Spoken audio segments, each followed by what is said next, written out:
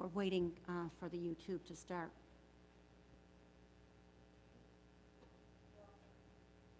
Okay, please rise for the pledge to the flag.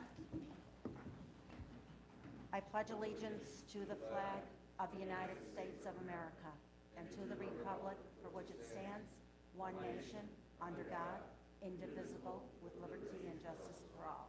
Could we have a moment of silence for our veterans while we continue to stand?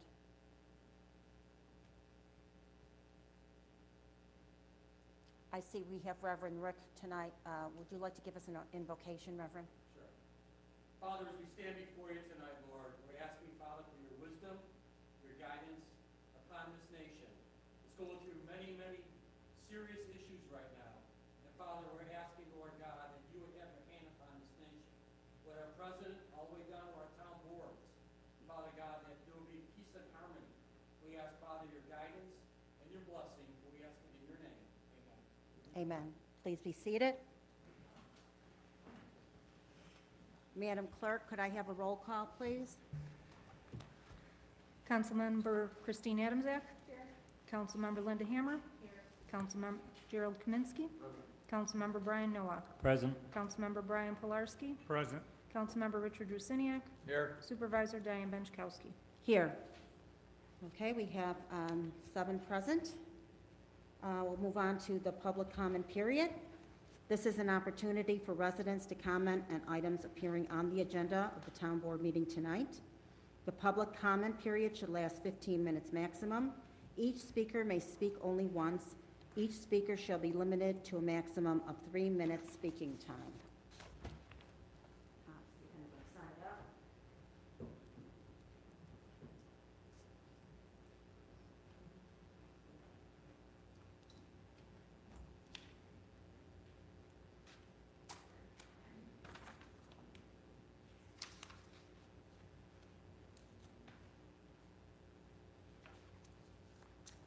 Madam Clerk, I see you have these public hearings, but there aren't any on the agenda tonight. Right? So I should leave these for next week? Okay.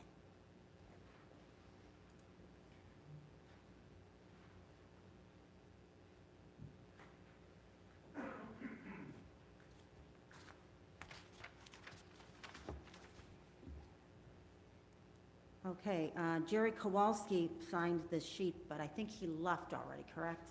Okay, so he must have, okay, so there is nobody that signed up to speak, so we'll move on to the consent agenda announcement. Tonight we have a consent agenda as part of this meeting. If any council member wishes to remove an item for discussion, please tell me now, and I will remove the item from the consent agenda, and it will be added as a separate resolution item. Nobody? Then I need a motion and a second to approve the meeting agenda as presented. Motion by Councilmember Kaminsky, seconded by Councilmember Rusniak. All in favor? Opposed? Motion carried. Madam Clerk? I have a motion by Supervisor Benchkowski, second by Councilmember Kaminsky, to approve all items on the consent agenda, including the meeting minutes of September 14th, 2021, and resolution items 2021-473 through 503, recognizing that 490 and 493 are not part of the agenda list. Can I have a first? Oh, I'm sorry. We need a, no, actually, we need a roll call vote in order to approve. Councilmember Adamczak? Yes. Councilmember Hammer? Yes. Councilmember Kaminsky? Yes. Councilmember Nowak? Yes. Councilmember Polarski? Yes. Councilmember Rusiniak? Yes. And Supervisor Benchkowski. Yes. All items are approved on the consent agenda.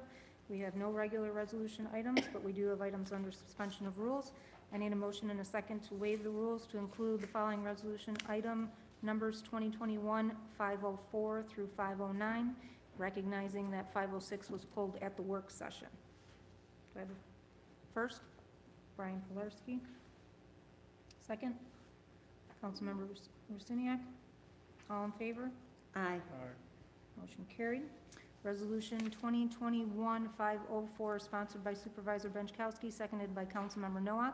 Texas Roadhouse Holdings, LLC, pursuant to Section 26047-1C of the zoning law of the Town of Cheektowaga, has submitted a development review application and requested a special use permit to construct an exterior patio addition for the use of exterior dining/seating and the servicing of alcoholic beverage located at 3755 Union Road. The Town Board has reviewed the development review application, special use permit, and recommendations made by the Planning Board.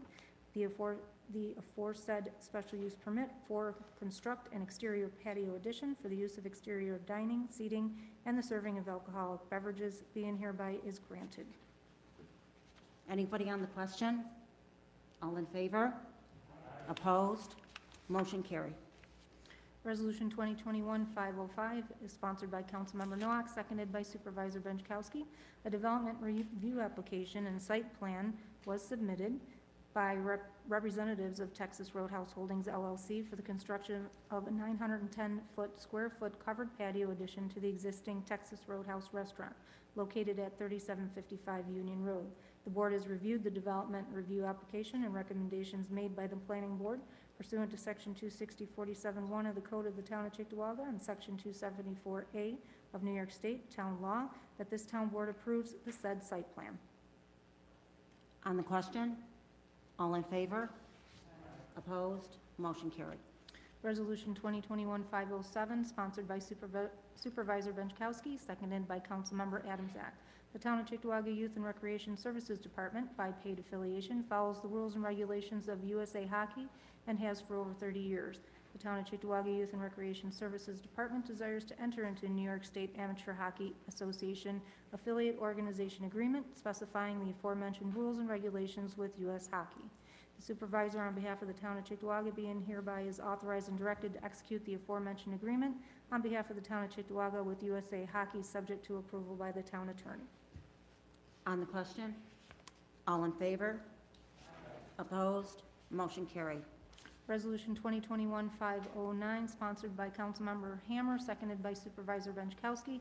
A temporary vacancy exists in the Madam title. Clerk, was we needed a 508. Yeah. Was the 7K unlimited?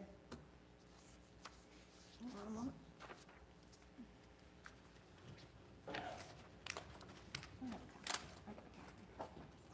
Thank you, Brian.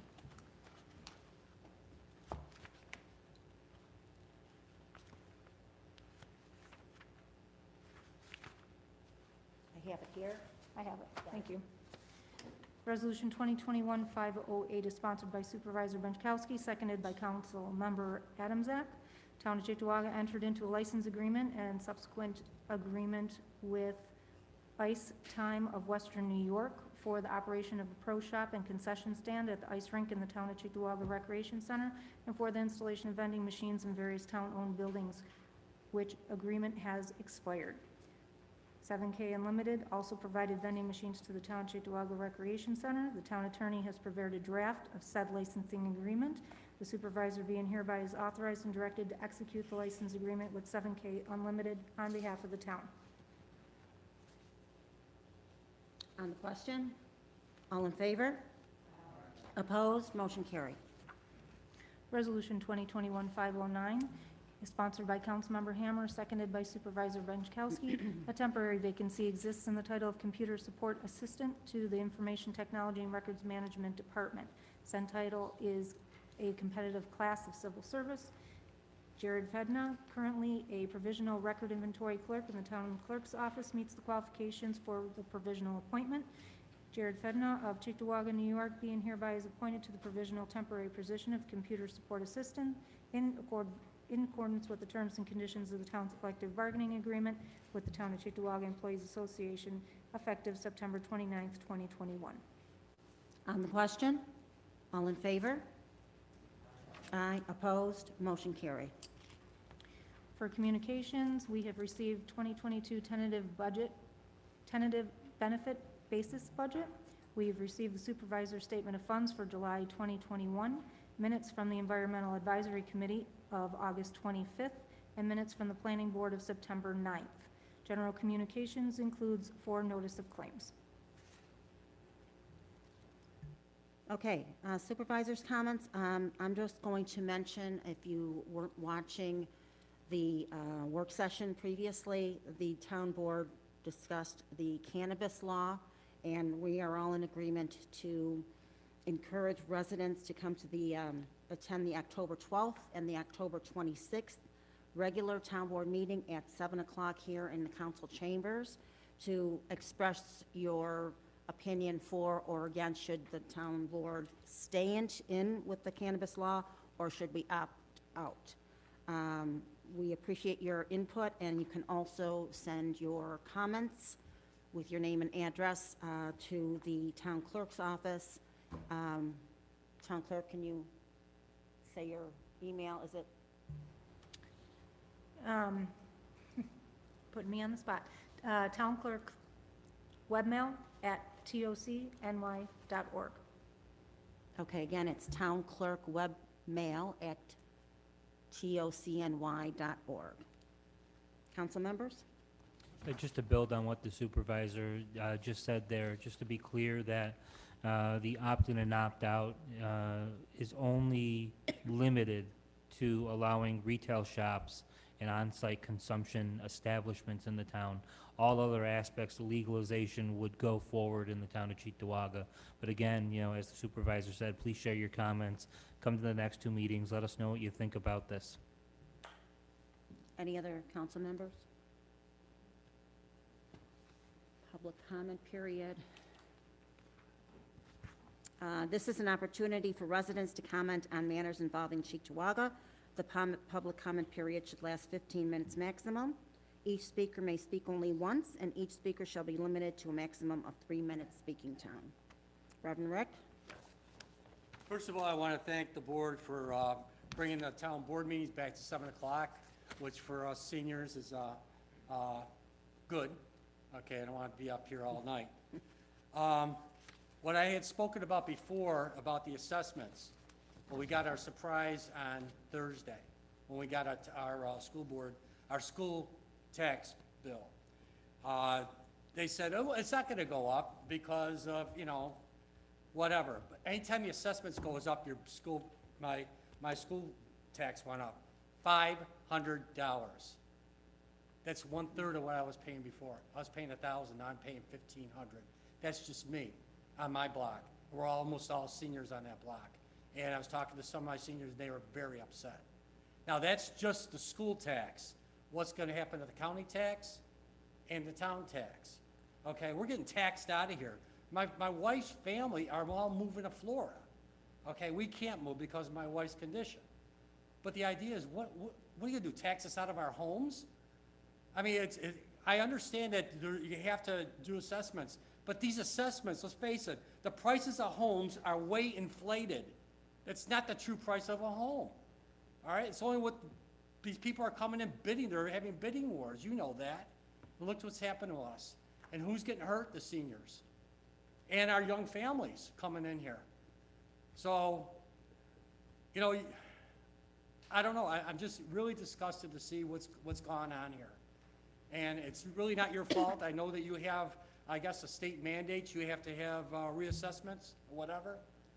But let's face it, these reassessments were way, way out of proportion only because of what's happening in the market. And the market's a bubble, and that could bust. But will we ever see our assessments go down? I don't know. I hope I'm alive to see it. Thank you. Thank you, Reverend. October 7th is the next Duca meeting at the Senior Center. You have to wear masks. Thank you. There's a couple extra minutes. Would anybody else like to make any comments before we close the meeting? Yes. You know, and Rick, don't take this the wrong way. I can't count the phone calls I've had about the school taxes.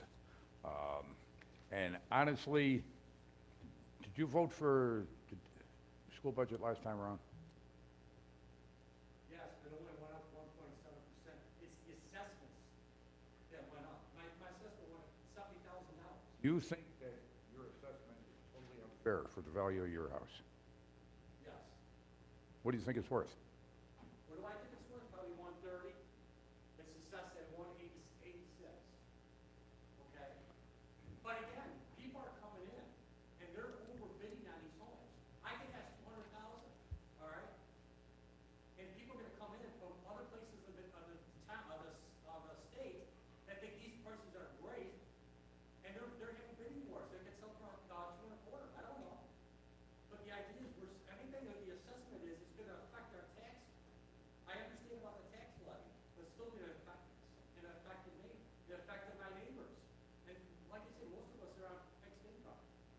So you would sell your house for less than what it's worth? I'm not selling my house, thinking we're not gonna go. But I'm saying if you did. Who says what it's worth? It's what it's worth, what somebody's willing to buy, willing to pay for. That's the point that I'm getting at, and you may call it overbidding or whatever, a lot of it is supply and demand.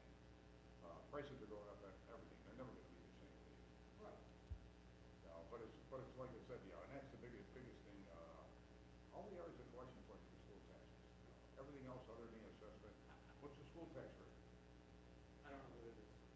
I'd have to look at it. I have to look, well, I sent everything back to Kim. She's got all the paperwork. Check into it, let me know.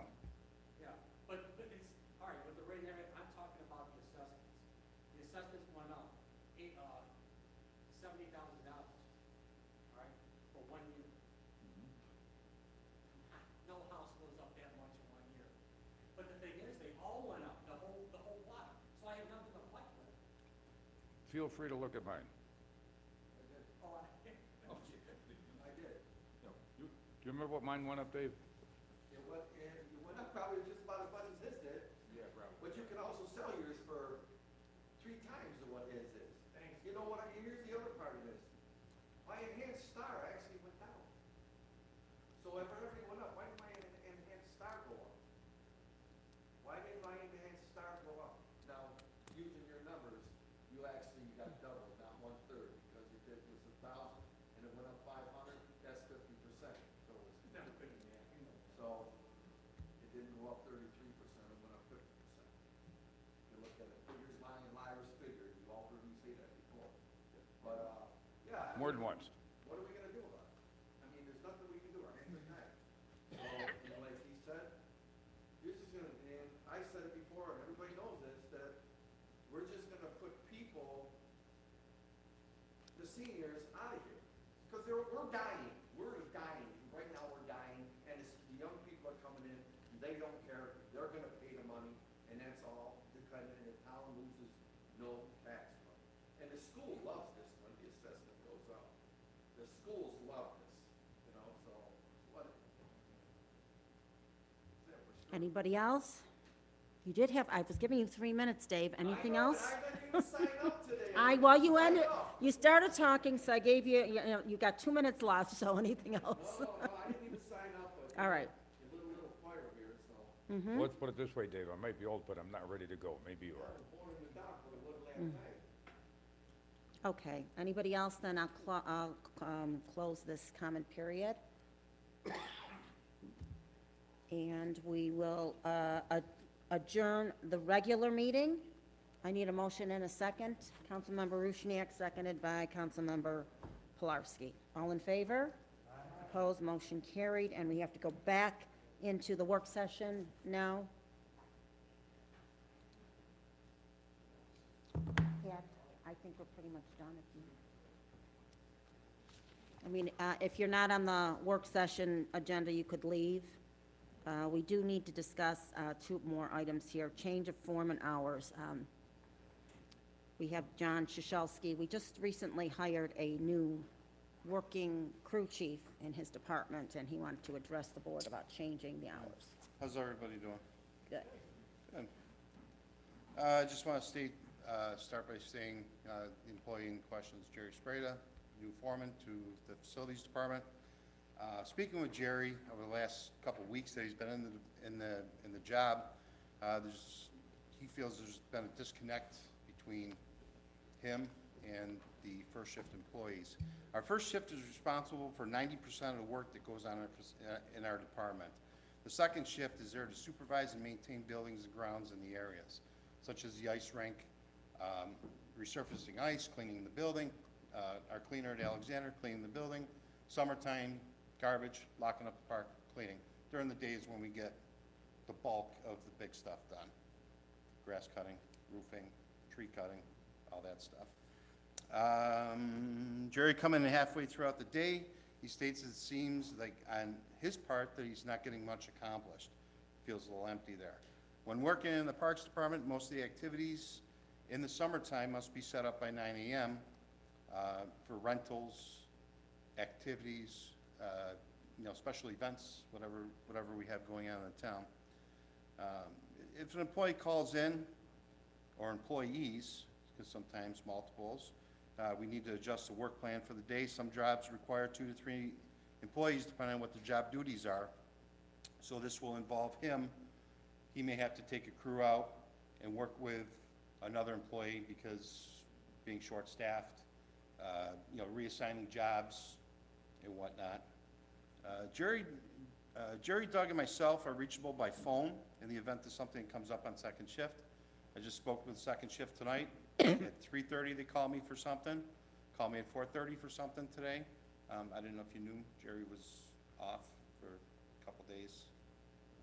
So I've been helping with that. In the past, it was expected that Doug and myself would come in to check on the staff at various times, the second shift staff. Second shift is left a worksheet to complete, and it needs to be filled out of what is completed and not completed on a daily basis. Generally, it's the same worksheet for second shift in the winter time because you have the ice rink, general cleaning, ice maintenance, locker room cleaning, bleacher, garbage, lock in the park, that stuff. My suggestion is, right now, currently, our union contract has a briefing time of 15 minutes, which means our first shift foreman comes in at 6:45 and leaves at 3 o'clock, but that's not the case. We stay till 3:30, 3:45 sometimes. My suggestion would be have Jerry's schedule change from 6:45 to 3 to 7 to 3:15, so that way he can touch base with second shift. He goes over there regardless and sees the guys at the rink to address whatever needs to be addressed, or just to fill the guys in on what's going on. After hours, if somebody needs to come in after hours, foreman, they should be compensated for their time. Most contractors are scheduled from 7 to 3, meaning Johnson Controls, Muhlenberg, the IT cabling people. We have to get them into different buildings and whatnot. Usually they're there first thing in the morning, 7:30 in the morning. So this is also an issue that, him being on site, him being in contact with these contractors, I've been doing it, when he was working at 11 o'clock, and it just makes for a hectic day. I've had Jerry work 6:45 to 3 past couple of weeks with the ice making, stuff that he needs to be there for. Weekend events, we had the softball tournament for the Fallen Heroes Saturday. We have walks coming up, and just softball in general on Saturdays. Foreman is the one who's going to make that call at 9 o'clock, determining whether or not diamonds are playable, not playable, moving diamonds, and that's his thing. Coming in at 11 o'clock is not going to work for that. As I stated, when an employee's calling on a first shift, this causes an issue. You got to make changes to the daily work schedule. And the thing with him being there from 7 to 3:15 is he'll be there all day to see the daily operations and address issues that come up. Also being able to make purchases and supplies needed to complete tasks. So part of our responsibility is go out and estimate jobs, look at what materials are needed to complete those tasks, and go out and purchase this stuff. If he's going to be working with these guys on jobs and whatnot, he should be the one making the purchases, ordering the supplies needed to complete the tasks. So just in conclusion, I think Jerry working 7 to 3:15 will make operations, much smoother on our end. As a side note, I talked to Mark Crystal, which is our union president for the supervisor group, and he's got no issue with changing Jerry's schedule. I just want to throw that out there. Jerry's new to it. He's getting a lot of information. There's a lot of stuff that we do, and he's doing an excellent job. Communication's great. He's taking pride in what he does. The guys are taking a liking to him, and I think that's a good thing. He came from an outside department. Usually the thing is you promote from within. He came from an outside department, but he's actually, the guys are actually responding first and second shift. So, I just think this is probably the opportune time to change that work schedule. Now, And so that's- weekends though, somebody's there on Saturday, like 3, you're saying, We- 7 to 3, and somebody else on Sunday, a foreman? Yeah, we have a foreman that works every day. The only days a foreman doesn't work is holiday, winter time, such as like Columbus Day, Veterans Day, Christmas, Mm-hmm. Christmas Eve, unless we're called in the plow to supervise. The summer ones, the only one we generally work is 4th of July. And with the foreman being there during the day, if we have somebody calling at 6:30 in the morning on a Saturday, and that person was to be assigned to the rink, and, you know, we're short an employee, I mean, Jerry's gonna have to step up and fill that role, you know, to fill So the do you spot. have workers working 7 to 3 on the weekends? I have workers that work 7 to 3 on weekends, and they also work 3 to 11. So you have 2 shifts on weekends? Yep, because the rink is open Mm-hmm. Saturday and Sunday from 7 a.m. till 11 at night. And then nobody there to supervise till the night shift?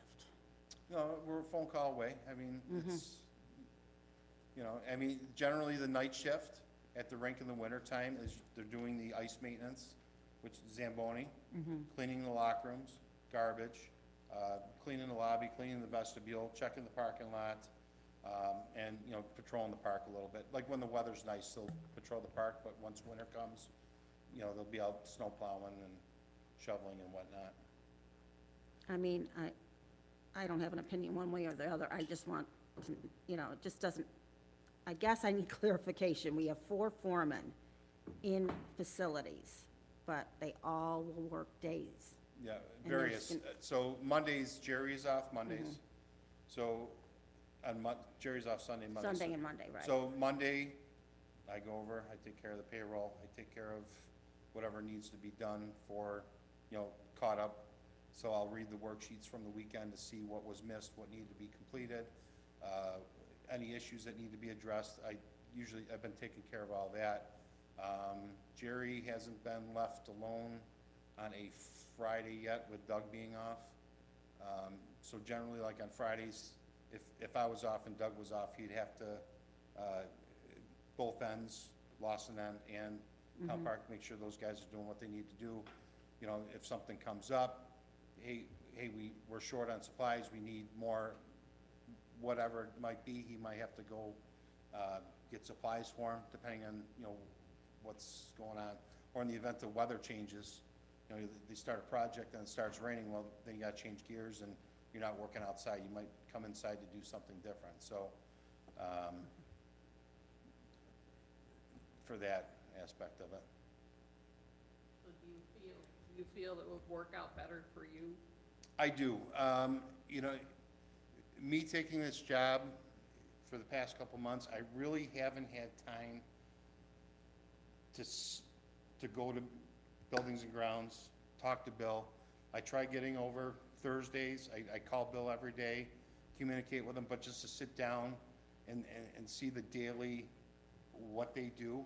I've been so tied up with doing this job, my old job, until I filled it with Jerry, but now with Jerry, I spend quite a few hours with Jerry during the day, just kind of, hey, what are we gonna address today? Well, you know, we have a pool walkthrough today, so bring your notepad, and we're gonna do the pool walkthrough.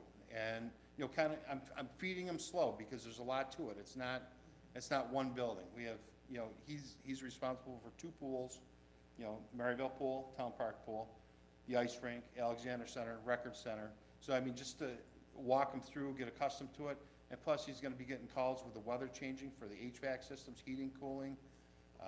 You know, and we do adjustments with that, with, you know, stuff, you know, we gotta check out if, you know, how come the boiler's not starting, you know, and then service calls have to be made. I mean, there's a lot to it, and Jerry's taking very well to it, asking a lot of questions, writing a lot of stuff down, and he's taking pride in what he does, so. Well, I understand what you're saying, we posted that job to be a second shift job. Correct. But if it's not working out, I don't wanna, you know, mess up the department by being a stickler about the Yeah, hours if you feel it's more beneficial for him to be, you know, there during the day. More beneficial for him to be there during the day. I just, you know, like with the rink schedule, the way it is, like right now, those guys, it's repetitive. Their job is repetitive. They should be doing, you know, unless there's something out of the ordinary that they have to take care of, but every night they have ice, cleaning, and the maintenance of the building. That's their job. It's a repetitive job. It's like being a cleaner and you have a cleaning list, you know, okay, every Monday I'm gonna clean this, but at the rink, it's, you gotta clean all the locker rooms every night, benches, bleachers if they're used, you know, garbage, lobby, vestibule. It's a public building. I mean, bathrooms gotta get cleaned every day. Well, I Yeah, think for what concerns me, though, is, like Linda did mention, it was posted. Right. Those hours were posted, and within 3 weeks, we're changing the shift. It almost like gives the perception that this was the plan, just to weed out people, because the shift wasn't so desirable. So I don't know how the rest of the employees are gonna feel, that they could have, if they said, oh, if I would have known it was 7 to 3, I would have bid on that. It was I don't know offered. who would have done that. They could have bid it. Well, they wouldn't have, because it wouldn't have worked those hours, 11 Right. I have to a 7. So that's all I'm saying, is maybe within such a short period of time, we're changing the hours without reposting. I have a question. How many applicants were there for the job at the 11 to 7? Was it 9 or 8? 8 originally. It was 8 originally. 8 that got turned in on time, and then there was, Well, no, there were 7, and then 2 came in too late, so we didn't. So we had plenty of applicants. But I'm saying you might have gotten somebody who didn't apply because of the fact because that, of the hours. yeah, I'm gonna tell you what, if it was me, I would have applied regardless. I know. And there's guys who put in for it regardless, knowing that their hours could be, you know, their hours are gonna be 11 to 7. I just, you know, to my thinking, part of responsive government is when you try something and it's not working out, you say, we tried it, you know? And it's- what I'm hearing so far is that this isn't really working out so well. So that bringing it over to the 7 to 3:15 that you recommended, seeing that there'd be more time for you to do the training you need to do and the coordinated work that needs to be done, and considering how much we need to do to make sure Jerry's ready to go, to be completely independent and to run that department, or not run the department alone, but to be a good support for you, you need more time with him. It's gonna take him a year to learn the job, because we go in seasons. So now, you know, he got put into ice making season, because the ice rink is open. We're still in summer season, we're still cutting grass, we're still doing outside maintenance. That stuff's gonna come to an end. Then we have winter maintenance, you know, equipment maintenance. And then, you know, here it is, spring comes, and then you have ball diamonds gotta get ready, shelters gotta get ready. You know, we're gonna lose roof shingles over the winter and the storms and whatnot. You know, so I mean, it's a season by season job. We're always thinking a month, season ahead of, you know, what we need to accomplish. John, got a couple of questions Yes, for sir. you. Think this is gonna work better for the town overall? I believe so. This job has been in place, those hours, for many, many years. It was diverted when this job was posted to different hours. As I said, our phones are always on. Phone rang twice today, I answered it. We don't leave the guys hang. And that's. Right. And But that's, the point I'm making, why did we put you there? why did you put me where I'm at? Yes, Communication, to do the job. to do the job, yeah. And this is the way I look at it. We can go back and forth for the next 3.5 hours. It's not working, fix it. We should not be there micromanaging your department or anybody else's. Like I said, why would you keep on doing the same thing over and over and over again if you know it's not working? Right. I don't care how long it was back there. It's kind of like a lot of things. Was it Einstein described insanity as doing the same thing over and over and expecting a different result? I'm almost there. No, it's got its moments, and, you know, Doug will even say to me, he goes, oh, stir crazy day, you going crazy? I go, yeah, because, you know, the one day I had Johnson Controls in the building at 8 o'clock at Alexander for a boiler issue. I had Muhlenberg doing my compressor stuff. I always like to touch base with them because they rebuild the compressors, springs and stuff every year. Hey, I'm losing oil in compressor one for some reason, what's going on? And then I had my fuel pump contractor there, I had a problem with one of the sensors. Why is it doing it? So 3 different things, 3 different places, and this is all stuff Jerry's gonna be responsible for, and myself, but, he's gotta be in the know too. Yeah, but we're all letting them very familiar with it. You don't know what's gonna happen there in the next 5 minutes. Right. But the other part of the question I got, have you got anybody in your department at night works alone? I did in the summer for 2 weeks, on a Thursday and Friday, because I lost the seasonal, because he took another job, and now it's with shift changeover. There's always 2 that work at night. Lawson Park with shift changeover, because the labor went to, comes on days by us. Lawson Park's got a guy at night But to just lock up the one? park. Yeah, some nights there's 2. I forgot what nights there's 2. Yeah, that's concerning. Friday, Saturday, there's 2 guys. Well, the reason I was asking is relative to another department that's only gonna have one person on second shift, which to me is a safety issue. Absolutely. It always is. I agree. At the rate, you gotta have 2, because someone's operating the Zamboni and someone's not. Somebody shoveling and moving nets, and so I gotta have a minimum 2. Blink of an eye, somebody can do it. Absolutely. Happens this quick, if not quicker. And what do you do with one of these if they're on vacation or sick? Then you only have one. Sometimes, I have a part-timer that works at the rink at night, various hours. So like tonight, what's today? Today's Tuesday? We got 2 full-timers and a part-timer. So, At least there's three guys. In the event of somebody calls off, that leaves me with 2 guys. So at the end of the night, when there's a game, you got a guy cleaning the bleachers, you got a guy cleaning the lobby, you got a guy cleaning the locker rooms, and then you got to finish the ice at the end of the night. So there's always, 3 Saturday night's the night that I have 3 full-time employees, but we lost my labor, Colin. Yeah, He bid so, over to sewer. did you post, did you I get that? did post the labor, temporary laborers. Temporary, okay. Yep. So hopefully, Everybody's moving around, it's hard to keep track. yeah, so hopefully that gets posted. But, yeah, the guys are responding to them. I don't so. know what everybody else is thinking, but I thought maybe we could let Jerry work your day shift till he's trained, and, See where it goes from there? yeah. Yeah. Um, It's, every What does day, everybody else think? it's something different every day. It really is. I'm open ideas Well, to like I help. said, that shift, I know of any other place, I can think of Western New York or on the planet that has got a screwed up shift like that. Yeah, the thing too is like with the issues like the heating and cooling, first thing in the morning, that's when we're getting calls. Sorry, Patty's not here, but he called me, or Jen from the office called me at 4:30 today about an issue, but every morning I've been checking temps, in his office. I mean, that's something, But can't you be doing that as the general foreman, both? I do it, Yeah, that's what I'm I do saying, it. is that's what we were thinking. yeah. Um, I got a pile of quotes sitting on my desk for repairs and stuff that I'm getting calls on and say, oh, you take it. tie And it I up. can understand the training. I can understand that, so, I mean, maybe until he gets trained, but what does everybody else think? Do you want to change the shift? My opinion on it, yeah, my Well- opinion is John's in charge. He's the department head. I don't work it every day. I'm not there. You think you're gonna get more output and more production and get the best bang for your buck this way? I'm all for it.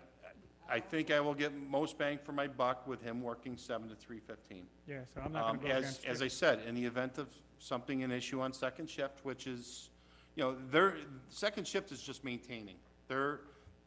They will do some painting projects, they may wax a floor if there's a little downtime, but 90% of their work is, the night shift is cleaning and maintaining the parks or the buildings. They're not doing roofing projects, they're not stump grinding, they're not tree cutting, they're maintaining the buildings and doing snow plowing and whatnot. They're not, the guys on the day shift are the guys doing the bulk of the big work.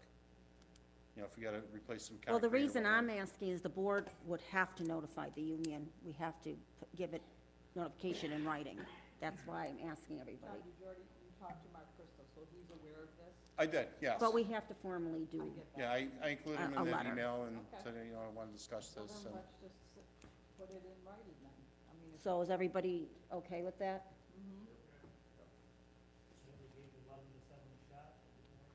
right. I almost screwed myself into the ground, I was going crazy. I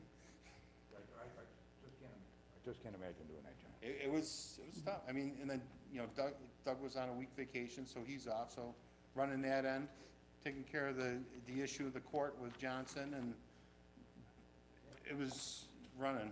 All right, well, let's go on to the next thing All right, then. very The good. outside organization and meeting, I guess we never gave you an answer. You came to us last time. Yeah. Then there was another email that came in, what are we doing? And Jill actually took all my packets that I had. All right, well, I just have some of it, but then I think I had a new, we agreed, I thought, that the board said that we wanted the MOU for any private outside organization, except if it's like a town organization. And we didn't come up with a fee schedule or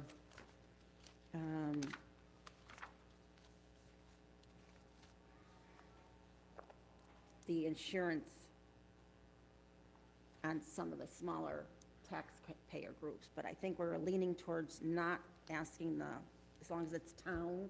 Yeah. Right, the general rule would be to require some form of insurance, but we would have exceptions to it, and that's what the So taxpayer we gotta groups are decide. in. So what are the exceptions in your? So looking at that list from my end, I think there was only 2 groups that were really not Cheektowaga. I mean, there was a Cheektowaga Historical Group, it was Duca, it was, you know, Town Park. Those are all Cheektowaga Yes. groups. I think it was Tops and one other. There's was- like- AA? there was like 2 or 3 tops NA, groups in yep, that, in the Tops AA. and the AA were the only 2 that were really not Cheektowaga, you know, in the name or part of our residents here.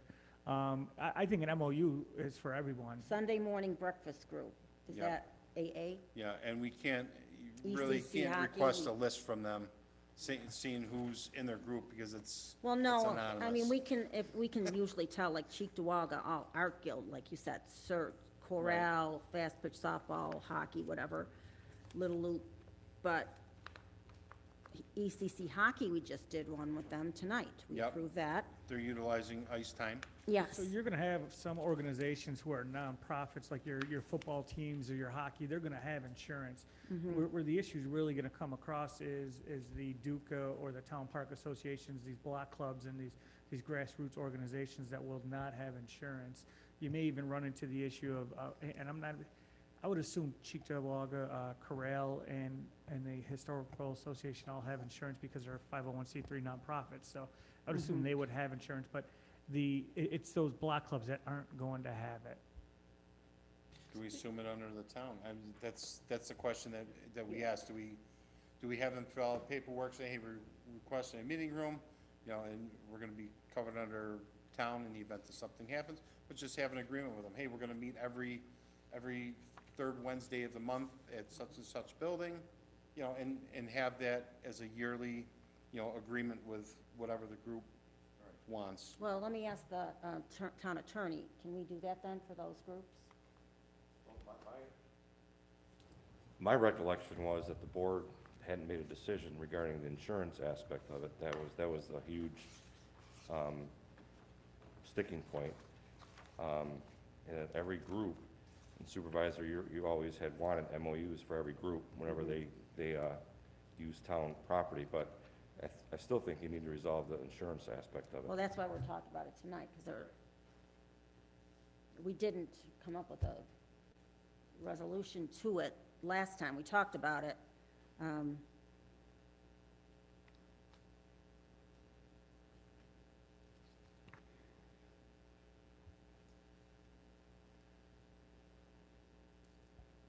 don't know. Just say with the exceptions we're making to the groups, I mean, that Sunday morning breakfast group, I wouldn't want to see a situation where they were forced out of there. We were just talking tonight about the negative impacts of cannabis legalization on the town, so I wouldn't want to see a group that's trying to help people get clean, get forced out of a building because they need to get some type of insurance, so I don't know what the exceptions look like for this. They've been meeting there for the last 30 years, and this whole MOU came about with all the other groups, like with if we're doing it for one group, we should be doing it for all. That's how I interpret it. I mean, what does our, like, just a patron walks into the park, you know, Well, it's. town it's- assumes- You know, he's insured under us, if he falls in the park and gets hurt. I mean, we gotta look at it as the residents of Chickamauga, we're covering their insurance. Right. I mean, if we're picking on this guy, I brought this up last time, what do we gotta do? Get the guy to have insurance to walk into the park? No, No. but No, we use the building to go to the boarding. And walking in the It's- park is, yeah. we got shelters in the park people use. They Rental go to the- agreements they pay, and we, the town Well, assumes Then they come to the amphitheater and see a show. There's all town these- sponsored program, All right, town insurance. Attorney Dujac. With all due respect to Councilman Resniak, I mean, I think the difference is obviously a park, you know, it's open to the public. You can't stop people from going in versus using the buildings. You know, you have to salt them, you know, during the inclement weather.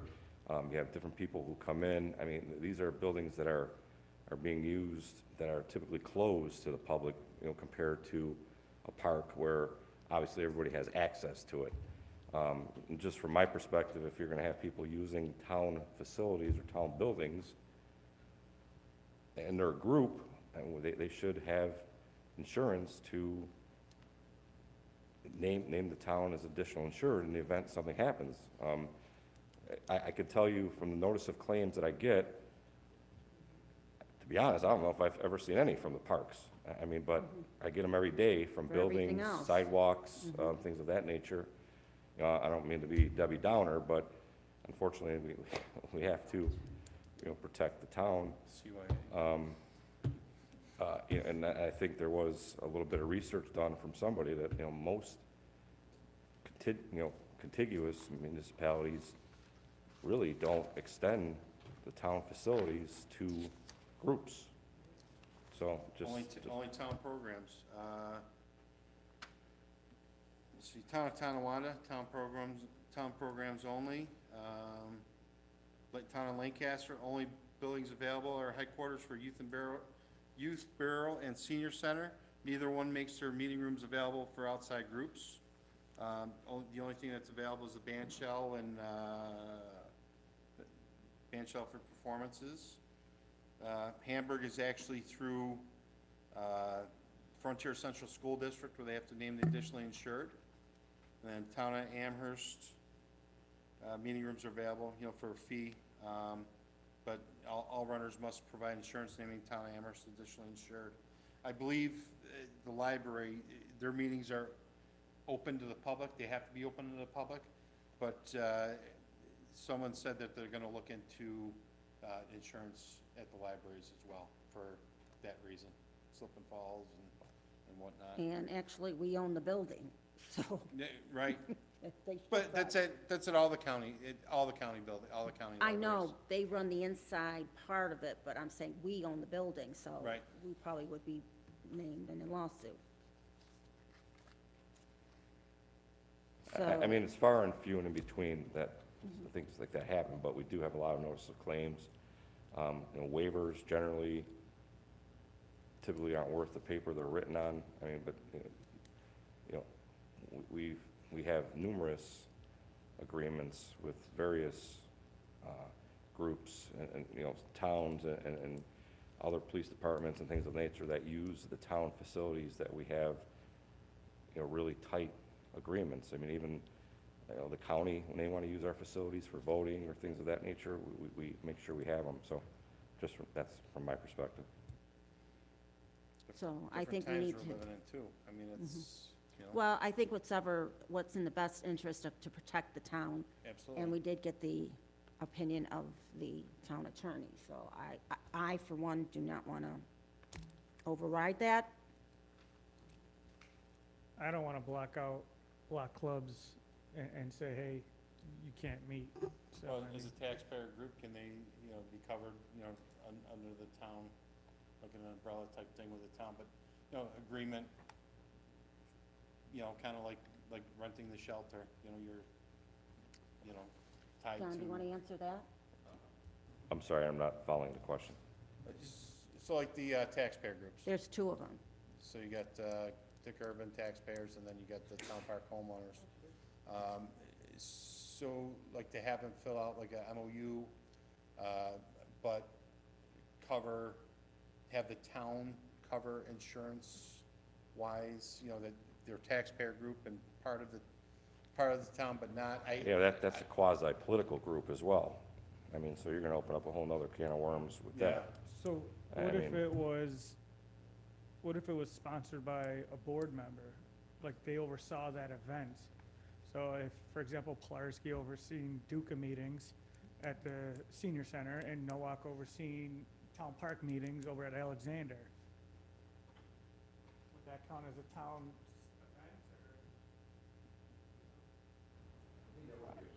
event or? I mean, I don't know if I want to answer that speaking publicly, but I mean,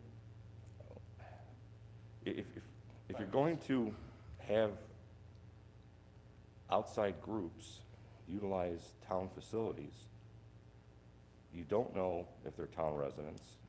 I mean, well, our policy is that we're supposed to get a list of. yeah, but I mean, who polices that? I mean, nobody's there at 8 o'clock at night when the little group's meeting, and No, they have three and- kids there that are running around, and then, you know, one of them falls down the stairs. I mean, Or breaks the elevator, breaks a window, or, yeah. I mean, if that's the case, then just, And we have had those type of meetings where we have had kids running around, Oh, yeah. you know, Mhm. at taxpayer group meetings and stuff like that. So I mean, yeah, it's not just people sitting, you know, I mean, it hasn't happened recently, I have to say that, but there were a couple of years where we Gets a had little hectic. some things there, Yeah.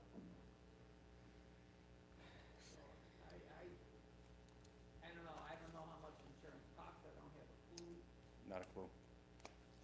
so. Well, I think the tough part, John, even what you were saying, if you could just, because a lot of the taxpayer groups are just a get-together to a certain extent. It's more like the They social really aspect. don't have anybody as far as a 501c, they don't carry insurance. So anything happens, who's the responsibility fall on? I don't have a clue, maybe John knows. Now, it would be just like you and I getting a whole bunch of our buddies together and, well, we're gonna have a meeting at the Senior Citizen Center. How can a taxpayer group that's not a 501c3, how can they be doing raffles and 50/50s and this and that? They can't be doing that unless. Well, and they also collect dues, Linda. Yeah, and they're not supposed to. Technically, in New York State, you really can't do 50/50s or raffles, period, without a special license. That was the game of chance. Games of chance. Yeah. Game of chance you could do or No something? wonders our Well, game you of chance can't- was nothing. down You still last gotta 2 get- years. Yeah, no, you still gotta get a permit for it. Yeah. These are groups that come together, share what's going on in their communities, meetings that we go to as representatives of the town and hear them because they're not here. And I'd hate to see that we, you know, kind of not push them out, but that seems to be what we're doing, you know, and We don't want to saying, do that. you know, because you don't have insurance, which costs, I know, for example, Duca, you know, yes, they do 50/50s in that, but they put that back into the community. They'll buy gifts for Maryville School District and the kids. They'll sponsor other things going out throughout town. Scholarships and coat drives and all that. So it's going back into the community. It's not like the group itself is making money and banking all this money, even with the, you know, the group over at the senior center that meets You know, there. I'm trying, I'm just talking on the technical. Oh, I know, yeah. Technicalities. And then if we go with the insurance costs, you know, that could be upwards of thousands of dollars, and then that's less that's going back into the need in the community that these groups are doing. I get the point where it's hairy, you know, because they're just groups assembling, you know, which they have the freedom to assemble, but what's stopping them from meeting at Town Park under the shelter then, which is our property as well, you know, except the colder weathers, that would deter them, you know? I just don't want it to seem like as government, we're trying to say, hey, this is one more hoop you have to go through to kind of silence you, you know, as an organization and citizens. Yeah, but Brian, I think we do, because I think I brought it up last time we talked about it, Fireman's Park on Lawson Road. How do you get to rent it? Are you a fireman? Are you a fireman? Nope. That does That's how not, you that get park your rent. belongs to the town of Chippewa, not the firemen, correct? Correct. So- Try and rent it. No, and I'm with you, but I think that's a totally different topic and issue. No, The- the because, Fireman's and Park I will tell you, access. this is where it gets to be selective, and I think I mentioned it. Organization I belong to, I have no idea how they pulled it off. We've had our summer picnics there over the years, but nobody will tell you who they're connected to get it. That's where it gets to be difficult when you have unorganized organizations, if that sounds foolish or not. I don't want to lock anybody out either, but we also got to protect the town and the taxpayers. We talked to the insurance company, what are they gonna tell us, John? We are the insurance, we're self-insured. Well, yeah, no, to a To certain ex- amount, then after that, they take over. Above and beyond. But, they're gonna tell us to get additionally insured for everybody, right? Yeah, I mean, typically, you know, whatever, I mean, unless it's a drastic claim, you know, we are self-insured, obviously, but we do have umbrella coverage.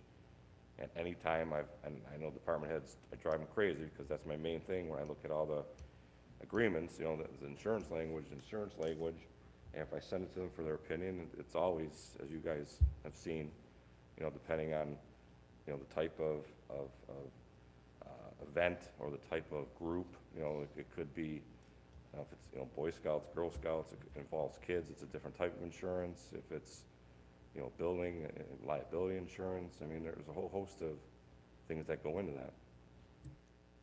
I get the whole, we're in a sue-happy country, but maybe I'm just looking at it the wrong way, but I don't see it as much difference as somebody coming in and going to community development as a resident and getting injured in the building.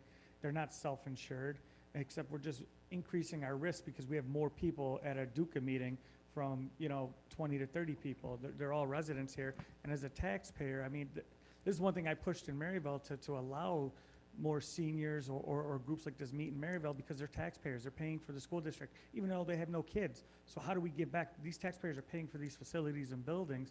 How do we allow them to use what they're paying for and rightfully own, if you're to sum it up?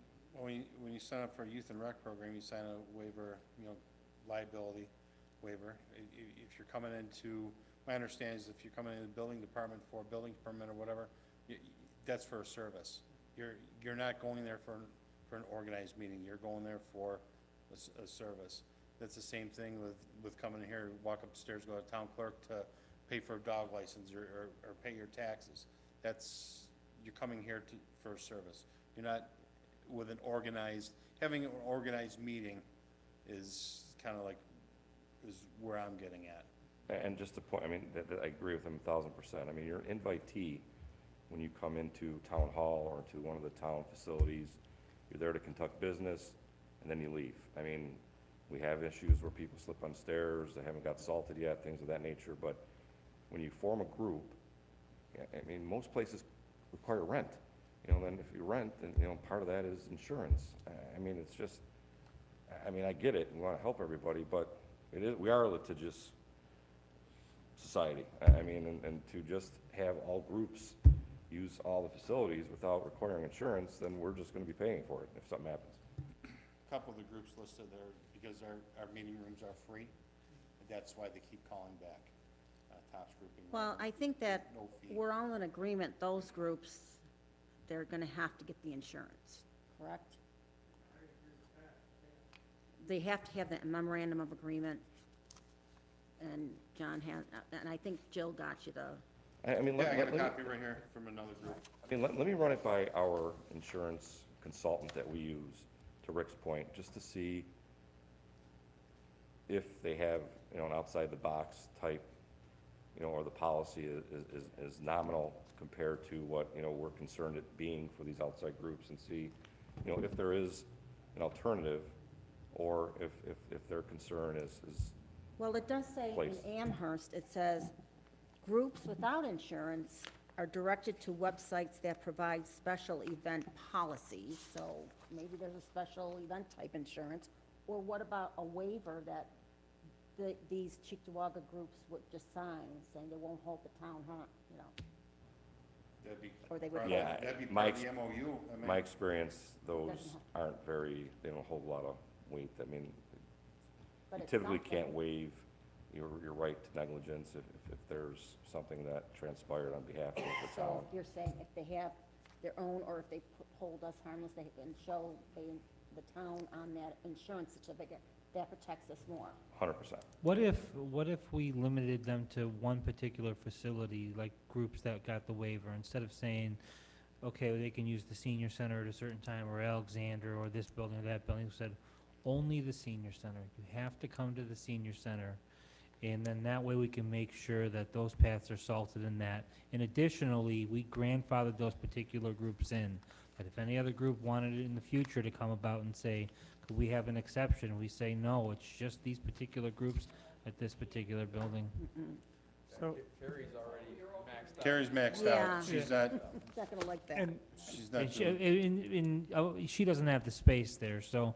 right. In if you brought up Alexander, we've got the Boys and Girls Club expanding there, so They're there it's till 6 hard to o'clock. force everybody into there. I get what you're saying, but it's like if we grandfather certain groups and what are we saying to the other ones? Right. You know, that you're not welcome here. Well, the comment from the Sunday morning group when I talked to her the other day was, well, you have somebody there every weekend. Yes, that's the truth when hockey's going on, but summertime, if I don't have programming in the building's locked. Nobody's in the building until there's programming. So Sunday's programming didn't start till, I think the summer started at 2:30 or 3:30. So I didn't have staff in the building till like 2 o'clock. I'm not gonna staff a building if no one's in there. Building's clean from the day before. I have them out doing other work. They have. They've met like in the parking lot and whatnot.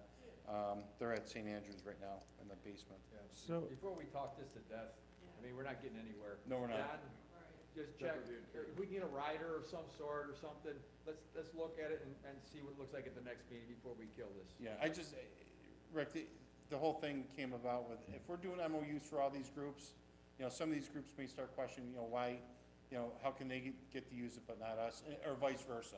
Or how come we had to fill this out, but they didn't have to do it? I mean, because it's on board meeting minutes, hey, approve a MOU from We've been such and doing such it. group. So if you've been doing it, I mean, if they're gonna raise questions, they're gonna say, Here you go. how come you're not making this group do it, but, we had to? I mean, that's the other part of this too. I agree, John, you'd have to deal with Because those. it's a me too, All right, so John's gonna check into it, and then we also have to come up with if, are we gonna allow, like, if there's a fee involved, and no outside groups at all, or whatever. There's still so much, and I know, Wait on the insurance issue first. Yeah, let's hear what John's gotta find out. all right, and so we'll move put this on from back there. on in the next work session in 2 weeks to revisit this situation. I may not be available in 2 weeks. My son's, All right. he leaves, for the All army right, so that day. seriously, so then we can put you on for the end of the month. Yeah. The next one, end of October, and you're just gonna have to tell these people. Yeah, I think we're in agreement about the insurance, those 2 groups. yeah, well, it Until- was more, it was the tops groups and, Yeah, the 2 tops groups and thought it was nuts that they met without it, so. yeah, And that came from like the area president or whatever she is. She's like, what the liability is, if something would've happened, you would've been held liable, and so they, yeah. okay, so we'll make sure I put this on the October, is it 26th agenda, work session. And I got Lynn here tonight to remind me. Okay, so we still have one more thing. We have to go into executive session to just discuss a contractual history of a particular corporation. So I'll make the motion. Can I get a second? Councilmember Hammer, all in favor? Can we, during Opposed? this executive session, talk about the employment of a position? Employment Or history of a particular position? of a person? Yes. History of a particular person. So it'll be discussion for the contractual history of a particular corporation and employment history of a particular person. Okay. All in favor? Opposed, motion carried. It is 8:09. With no action to follow. All right.